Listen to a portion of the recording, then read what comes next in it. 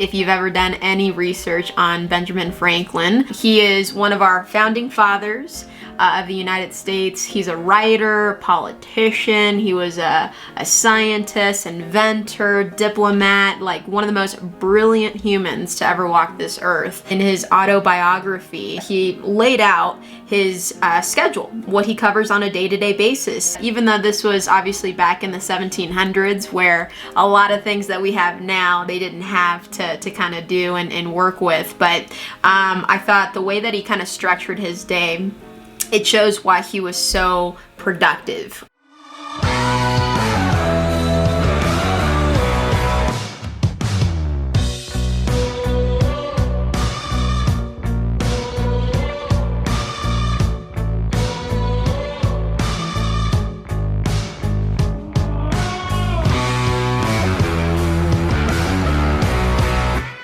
So looking at this picture, one of the things that we're going to cover is at the very top left hand, it says the morning question. This guy started off his day, what good shall I do this day? Which I think is such a great question to ask ourselves when we post our daily most important things into our accountability updates on Slack. It holds us accountable to this key question. His day started at 5 in the morning. Early to bed, early to rise makes a man healthy, wealthy, and wise. And the first thing that it says he would do is he would rise, wash, address powerful goodness, which was what he referred to as God. So he would spend time with God in the morning. He would contrive daily business and take the resolution of the day. That means he would basically plan out his daily objectives. What was he going to accomplish for his work and in his day and so forth. And then he would prosecute the present study. He would study something that he was currently in the process of learning, and he would have his breakfast. And that was his first 3 hours of his day. After that, in his schedule, he goes into work mode. So he does 2 4-hour work sessions where he just grinded from 8 until noon. And then from noon until 1, he would read. Wow, no wonder this guy was so brilliant, constantly learning and growing. He would read or overlook his accounts, and he would dine. And I did a little bit of research on what overlooking accounts potentially could have meant back in the 1700s.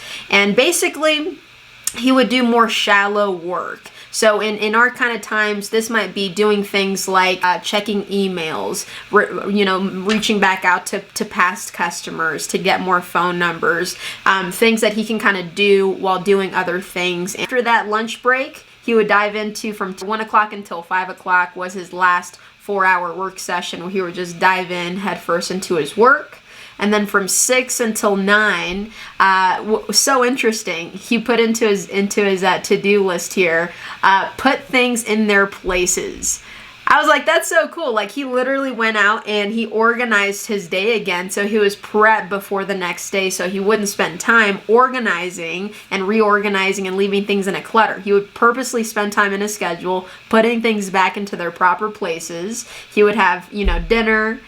He would listen to music, diversion, and or conversation. So this was probably meant he spent time with friends and family. And then I love the question that he asked. He at the end of the day he would say, "What good have I done today?" So he just was really good about just making sure that he was hitting his objectives, and then he would reflect. I love that he spent time journaling and processing his thoughts at the end of the day on what good did he accomplish. And then at 10 o'clock through 5 a.m. was his sleep. So he slept 7 hours a night. And in his autobiography, he states this is his ideal day. Meaning not every day would be perfect the way that it was written out in his autobiography. But what's awesome is that, and this is encouraging for us, that when one day doesn't go the best, we can't be hard on ourselves. We got to just realign ourselves for the next day and make the next day even better. First thing that I want us to acknowledge is the importance of getting sleep. That is key number 1. Get sleep. Now, each person is so different in how much time your body needs to rejuvenate itself. The Rock is famous in that he's one of the most influential people that does so much, but The Rock only needs about 4 hours a night to sleep. That is crazy, but he's just wired differently. I personally need 8 hours. Some people need 7, some people need 6, some people need 9. It really depends on the person. Before the light bulb, the average person slept 10 hours. Let that sink in. Before the light bulb, people on average slept 10 hours because they relied on sun to get the light and candlelight, right? But what's interesting is that now, since the light bulb had been invented, if you take the stats now on how much on average someone sleeps, they sleep 6.5 hours. That's the average amount of sleep that the average person gets on a night-to-night basis. That's a significant drop. And studies show that if you're not getting enough sleep, you're more susceptible to getting sick. You're more susceptible to becoming irritable quicker throughout the day. You're getting tired throughout the day. You can't be producing things at your best self if you're getting tired midday. One thing that I would encourage all of us to do is to make sure that you are prioritizing sleep. And it's funny because we need alarm clocks to wake us up in the mornings, right, for the most part. And then in this podcast that I was listening to, instead of just relying on an alarm clock to wake us up in the mornings, what if we started to rely on alarm clocks to let us know when it's time to get ready for bed? Right? What if you set an alarm clock at the end of the day that said, hey, it's time to start getting ready and getting your body, ready for sleep time. So that way you can start holding yourself accountable to getting the right amount of sleep. A couple things that I read that really do affect sleep is screen time before bed. So screen time before bed, making it a habit to not utilizing screen time or at least the blue lights before bed for at least an hour prior. Limiting your coffee intake. So seeing when the last cup of coffee is before going to bed. This is a good one for college students and people above 21. Limiting your apple juice intake before bed. Did you guys know that apple juice is actually bad for sleep? It actually causes you to wake up multiple times in the night. Limiting your sugar intake before bed. Making sure that you're noticing, hey, are you ingesting a lot of candy, a lot of sweets before bed that's causing you to kind of get that sugar rush before bed. That also affects your sleep. Another one that I know a lot of us kind of struggle with in the mornings, the snooze button. Oh my gosh. The snooze button's actually really bad. I actually read up studies on how when you snooze, it's actually causing your brain to try to fall back asleep and not accessing REM sleep. And the way that your sleep cycles work is your sleep cycles last about 90 minutes. But if you're snoozing every 5 to 15 minutes, it's causing your brain to not be able to fully jump into a sleep cycle. And it's actually causing you to become way more, wake up way more groggy in the mornings. Sometimes snoozing is actually really detrimental to get to feeling rested when you wake up. There are all a couple things that we can start doing, guys, to improve our sleep. Thing that we can take away from Ben Franklin's schedule, having MITs. MITs are most important things. That's what it stands for. What are your most important things that you want to accomplish on a day-to-day basis? This has a lot to do with, Ben Franklin's morning question. What good shall I do this day? So when you have daily most important things that you're kind of focused on, you're going to be a lot more productive. So setting aside your mornings while you're having coffee, getting breakfast in ya, but just kind of setting aside 5 minutes to kind of realign yourself on what you want to accomplish for the day. The next key that I want you guys to jot down is utilizing evening through morning. Evening through morning. And what I mean by that is a lot of us view our day from just the scope of my 9 to 5 job or 8 to 4 job is my day. there's roughly about 14 hours from 5 p.m. until 7:30, we'll say 15 just to call it even there, that is still time up for grabs that could easily influence how your 9 to 5 actually goes. There's 3 core areas that people can really invest a lot of time and energy to outside of work.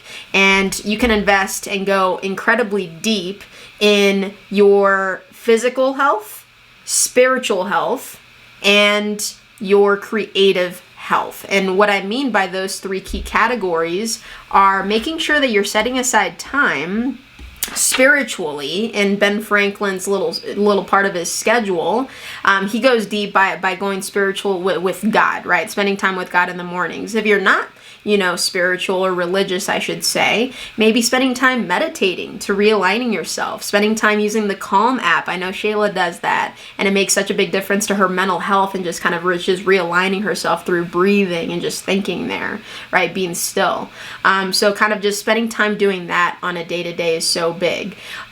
Creatively, I think is so crucial that you're going out of your way to learn things constantly. There's so many times that throughout the year, I hear people say, I just never have time to learn a new language like I want to, or to take an online class, or to read books. I just never have time to do that, or to journal, or to goal set. Instead of thinking that we never have time, we got to plan time into the schedule. And so spend some time in the mornings or in the evenings after work learning something new, getting out of that comfort zone. And then, of course, physically, doing exercise. And it doesn't necessarily have to, mean go to the gym, but maybe going deep in taking a walk, right? Taking daily walks. We work remotely, so the beautiful thing behind that is you can take little breaks throughout the day to go for a little walk. Studies have shown, guys, that some side effects, some positive side effects to exercise are very similar to the effects that people look to drugs to get. For example, Prozac has the effects to affect your mood, and Ritalin helps affect your focus. So instead of taking pills, right, you could actually get both of those benefits from exercise, and the effects last for up to 12 hours just for getting out and get your heart rate going. And then when it comes to your deep work and your actual work, like he had in his schedule, making time to be very effective with no distractions. So giving yourself some life hacks. Like I know Shayla does this really well, where she's blitzing and doing some really deep, important work. She eliminates the notifications on social media. That's so powerful, because how many times do we get notified on TikToks and Instagram and stuff, and then it takes away from us doing some of the best work. So just making sure that your work time is actually being very effective. The next thing I want to hit on is just the Eisenhower Matrix, because some of us, I think we look at our schedules and we don't know what we should prioritize. It has 4 different quadrants. It's got, things that are important and urgent. It's got things that are important and not urgent. It's got things that are not important but urgent, and it's got things that are not important and not urgent, which are under the last quadrant, under eliminate. So what I would encourage all of us to do is make a list of everything that is in your schedule that you got to get done, and then prioritize them on each of these different quadrants. The things that are important and that are urgent are, of course, things like team meetings. The reason why that's important and urgent is that we have it's a set time on a week-to-week basis that correlates with everybody's schedules. Maybe you have a midterm that's at the end of the month, but it might not be as urgent right now because it's not happening this week, but it is definitely important. So you want to prioritize that in your schedules. And things like time wasters, such as social media, right? That's not important. That's not urgent. That's something that you can put at the very end of the day when you're winding down and so forth, versus trying to do social media right when you're in the middle of a blitz, just checking TikToks for no reason, right? So just understanding the importance of what's important and what's urgent.